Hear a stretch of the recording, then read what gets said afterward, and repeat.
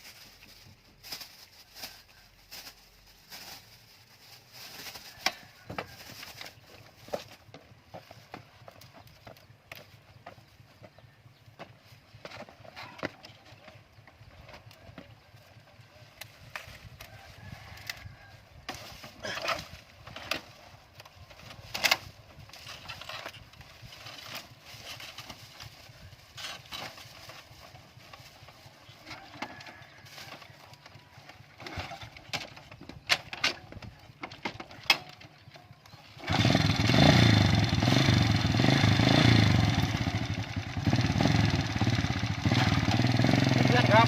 คนงานของครับไปได้หมดสิของหน้า